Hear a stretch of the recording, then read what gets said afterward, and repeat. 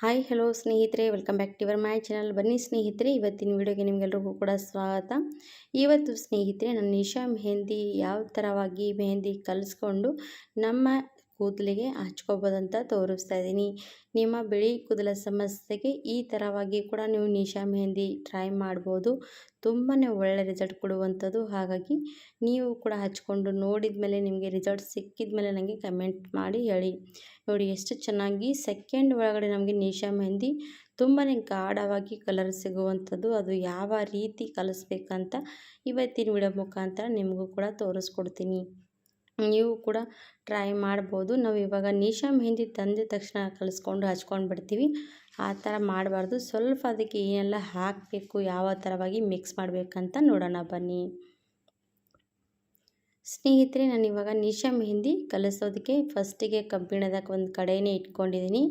ಇವಾಗ ನೋಡಿ, ಕಬ್ಬಿಣದ ಕಡೆ ಸ್ಟವ್ ಮೇಲೆ ಇಟ್ಕೊಂಡು ನಾವಿವಾಗ ಸ್ಟವ್ ಹಚ್ಕೋಬೇಕಾಗತ್ತೆ. ಈ ಥರ ಏನಾದರೂ ನೀವು ನಿಶಾ ಮೆಹಂದಿ ಕಲಸಿ ನಿಮ್ಮ ಕೂದಲಿಗೆ ಹಚ್ಕೊಂಡು ಬಿಟ್ಟರೆ ಏನು ಹೇಳ್ತೀರಾ ಸ್ನೇಹಿತರೆ, ತುಂಬಾ ಚೆನ್ನಾಗಿ ಕಲರ್ ಶೈನಿಯಾಗಿ ಕಾಣಿಸುತ್ತೆ. ಹಾಗೆ ನಮ್ಮ ಕೂದಲಿಗೆ ಬಿಳಿ ಕೂದಲಿದ್ದಾಗ ಅದು ಜಾಸ್ತಿ ದಿನಗಳ ಕಾಲ ನಮ್ಮ ತಲೆಯಿಂದ ಕಲರ್ ಹೋಗೋದಿಲ್ಲ. ಅದಕ್ಕೋಸ್ಕರ ನೀವು ಕೂಡ ಟ್ರೈ ಮಾಡ್ಬೋದು. ಇವಾಗ ನಾನು ಸ್ಟವ್ ಮೇಲೆ ಕಡೆ ಇಟ್ಕೊಂಡಿದ್ದೀನಲ್ವ, ಕಬ್ಬಿಣದ ಕಡಾಯಿ, ಅದರಲ್ಲಿ ಅರ್ಧ ಲೋಟದಷ್ಟು ನೀರು ಕೂಡ ಹಾಕಿದ್ದೀನಿ. ಇವಾಗ ನೀವು ಸ್ವಲ್ಪ ಕಲಿಸ್ತಾ ಇದ್ದೀರಾ, ಜಾಸ್ತಿ ಕಲಿಸ್ತಾ ಇದ್ದೀರಾ ಅಂತ ಮೆಹಂದಿ ನೀವು ಮೇಲೆ ಡಿಫೆಂಡ್ ನೋಡಿ, ನಿಮ್ಮ ಕೂದಲ ಮೇಲೆ. ನಾನು ಇವಾಗ ಇದು ಅರ್ಧ ಪ್ಯಾಕೆಟೇ ಮೆಹಂದಿ ಕಲಿಸ್ತಾ ಇದ್ದೀನಿ. ನಮಗೆ ಸ್ವಲ್ಪನೇ, ಜಾಸ್ತಿ ಏನು ಬೇಡ ಅಂದರೆ ಈ ಥರ ನೀವು ಸ್ವಲ್ಪ ಅರ್ಧ ಮೆಹಂದಿ ಪ್ಯಾಕೆಟ್ ಕೂಡ ಕಲಿಸ್ಕೋಬೋದು. ಇವಾಗ ಸ್ನೇಹಿತರೆ, ಅದಕ್ಕೆ ನಾನು ಒಂದು ನೆಸ್ಕೆಫೆ ಕಾಫಿ ಕೂಡ ಹಾಕ್ತಾಯಿದ್ದೀನಿ. ಈ ಕಾಫಿ ಹಾಕೋದ್ರಿಂದ ನಮ್ಮ ಕೂದಲಿಗೆ ಶೈನಿಯಾಗಿ ಮತ್ತು ಹಾಗೆ ಬ್ಲ್ಯಾಕ್ ಮಾಡೋದಕ್ಕೂ ಕೂಡ ಇದು ಸ್ವಲ್ಪ ಒಂದು ಒಳ್ಳೆ ರಿಸಲ್ಟ್ ಅನ್ಬೋದು. ಹಾಗಾಗಿ ಇದು ಕೂಡ ಯೂಸ್ ಮಾಡೋದ್ರಿಂದ ನಮ್ಮ ಕೂದಲಿಗೆ ಒಂಥರ ಜಾಸ್ತಿನೇ ಗಾಢವಾಗಿ ಕಲರ್ ಸಿಗುವಂಥದ್ದು. ಯಾರೇ ವಯಸ್ಸಾದವರಲ್ಲಿ ಹಚ್ಚಿದ್ರು ಕೂಡ ಇದೇನಪ್ಪ ನಿಮ್ಮ ಕೂದಲಿಗೆ ಇಷ್ಟು ಚೆನ್ನಾಗಿ ಕಪ್ಪು ಆಗಿರುವಂಥದ್ದಂತ ಅವರು ಕೂಡ ಕೇಳ್ಬೋದು. ಅಷ್ಟು ಚೆನ್ನಾಗಿ ಮೆಹಂದಿ ಕಲರ್ ಕಾಣಿಸುತ್ತೆ ನೋಡಿ. ಇವಾಗ ಇದು ಕಾಫಿ ಕಬ್ಬಿಣದ ಕಡೆಯಲ್ಲಿ ಹಾಕಿ ಕಾಯಿಸ್ತೀವಿ ಅಲ್ವಾ, ಆವಾಗ ಏನಾಗುತ್ತೆ ಅಂದರೆ ಕಲರ್ ತುಂಬಾ ಚೆನ್ನಾಗಿ ಬರುವಂಥದ್ದು. ಹಾಗೆ ನೀವು ಬೇರೆ ಬಾಣಲೆಯಲ್ಲಿ ಏನಾದರೂ ಹಾಕಿ ಕಾಯಿಸಿದ್ರೆ ನಿಮಗೆ ಈ ಥರ ಕಲರ್ ಬರೋದಿಲ್ಲ.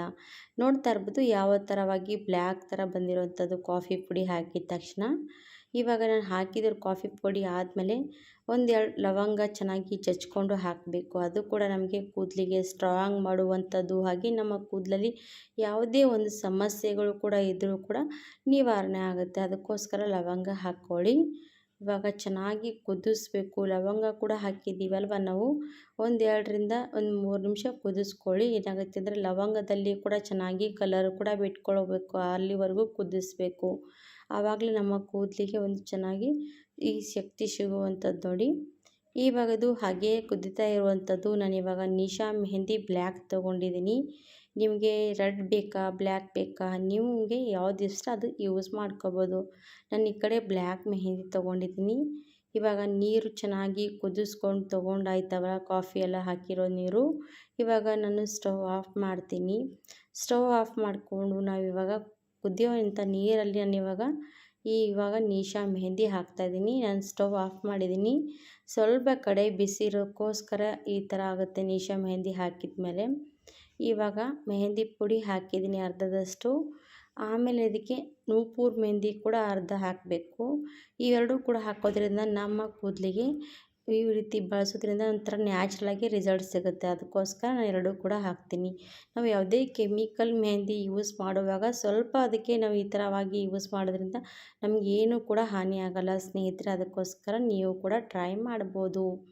ಇವಾಗ ಮೆಹಂದಿ ಹಾಕಿದ್ದೀನಿ, ಕಲಿಸ್ತೀನಿ ನೋಡಿ ಚೆನ್ನಾಗಿ. ಈ ಥರ ಚೆನ್ನಾಗಿ ಮೆಹಂದಿ ಎಲ್ಲ ಕೂಡ ಕಲಿಸ್ಕೋಬೇಕು.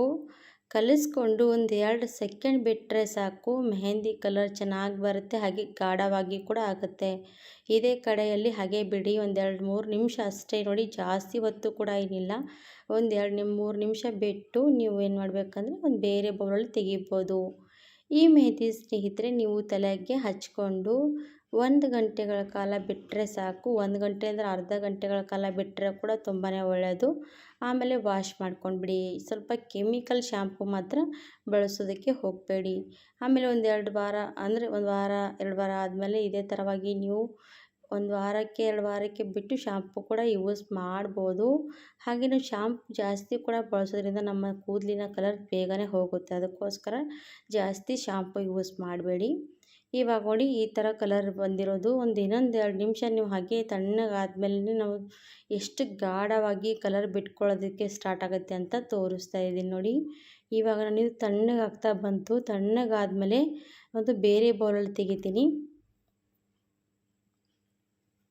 ನೋಡಿ. ಇವಾಗ ಒಂದು ಬೌಲಲ್ಲಿ ತೆಕ್ಕೊಂಡು ಬಂದಮೇಲೆ ಈ ಥರವಾಗಿ ಕಲರ್ ಬರೋದಕ್ಕೆ ಸ್ಟಾರ್ಟ್ ಆಗುತ್ತೆ. ಇವಾಗ ನ್ಯಾಚುರಲಾಗಿ ನೀವು ಕೂಡ ನಿಶಾ ಮೆಹಂದಿ ಬಳಸೋರಿದ್ರೆ ಈ ರೀತಿಯಾಗಿ ಹಚ್ಕೊಂಡು ನೋಡಿ, ನಿಮಗೂ ಕೂಡ ಒಳ್ಳೆ ರಿಸಲ್ಟ್ ಸಿಗುವಂಥದ್ದು. ಹಾಗಾದರೆ ತಡ ಮಾಡದೆ ಸ್ನೇಹಿತರೆ, ವೀಕ್ಷಕರೇ, ನಿಶಾ ಮೆಹಂದಿ ಯಾರೆಲ್ಲ ಬಳಸ್ತಾ ಇರ್ತೀರೋ ಅವರೆಲ್ಲರಿಗೂ ಕೂಡ ಉಪಯುಕ್ತ ಅನ್ಬೋದು. ಖಂಡಿತವಾಗಿ ಈ ಥರ ಕೂಡ ಟ್ರೈ ಮಾಡಿ ನೋಡಿ. ವಿಡಿಯೋ ಇಷ್ಟ ಆದರೆ ಲೈಕ್ ಆ್ಯಂಡ್ ಸಬ್ಸ್ಕ್ರೈಬ್ ಮಾಡಿ. ಹಾಗೆ ನಿಮ್ಮ ಫ್ಯಾಮಿಲಿ ಫ್ರೆಂಡ್ಸ್ಗೆ ಶೇರ್ ಮಾಡ್ಬೋದು. ಇವತ್ತಿನ ವಿಡಿಯೋ ಯಾರಿಗೆಲ್ಲ ಇಷ್ಟ ಆದರೆ ಕಮೆಂಟ್ಸ್ ಮಾಡಿ ಹೇಳಿ. ಹಾಗೆ ಮುಂದೆ ಬರೋ ವಿಡಿಯೋಗೂ ಕೂಡ ಸಪೋರ್ಟ್ ಮಾಡಿ ಸ್ನೇಹಿತರೆ.